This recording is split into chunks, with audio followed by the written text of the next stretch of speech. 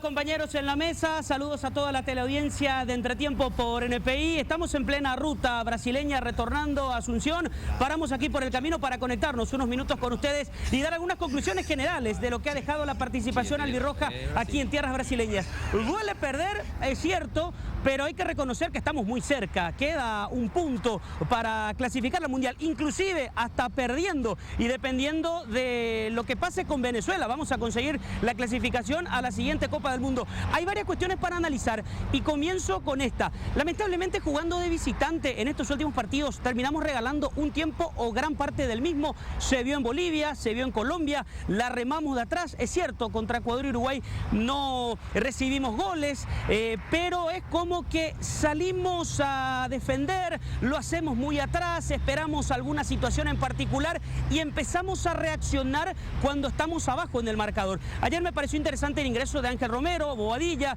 le dio un poco más de fútbol al equipo.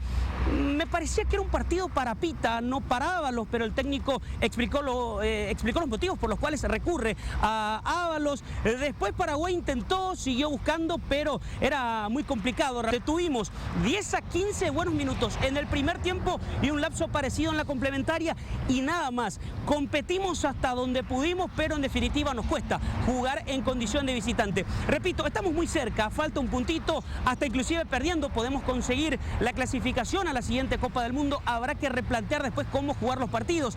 Ya no habrá aquello de local y visitante, pensando en los preparativos para el Mundial. Lo que vendrá después es otra historia. Es un punto, me parece, a tener en cuenta, porque Paraguay ha mostrado una cara jugando de local y totalmente otra cuando sale de Asunción. En líneas generales, insisto con esto, duele perder, pero estamos muy cerca. Esperamos 15 años, que nos cuesta esperar 3 meses para asegurar la clasificación. Con un empate estamos adentro. Otra casualidad del destino, dirán algunos, en septiembre se van a jugar los partidos contra Ecuador y Perú. En septiembre del 2009, un 9 de septiembre, con gol de Nelson Adeo Valdés, Paraguay conseguía la clasificación al Mundial de Sudáfrica. Es decir, pasarán 16 años para que Paraguay vuelva a inscribir su nombre en la máxima cita mundialista, porque estamos convencidos que eso va a ocurrir tarde o temprano. El mismo Alfaro decía, estamos a 1, 2 partidos como máximo, de última iremos al repechaje, pero esa es una situación ya muy trágica. No creo que ocurra teniendo en cuenta este nivel que está mostrando Paraguay en las eliminatorias a partir de la llegada de Gustavo Alfaro. En líneas generales, insisto, conclusiones positivas y negativas como deja cada participación, pero me parece estamos encaminados hacia el tan ansiado retorno a una cita mundialista. Una pena por los paraguayos, porque los estábamos siguiendo aquí desde Brasil, todos estaban expectantes a que el partido termine con empate o victoria para que hoy sea suelto, para que nadie vaya a trabajar. Bueno, creo que vamos a esperar unos meses para que llegue ese día libre que todos ustedes desean del otro lado.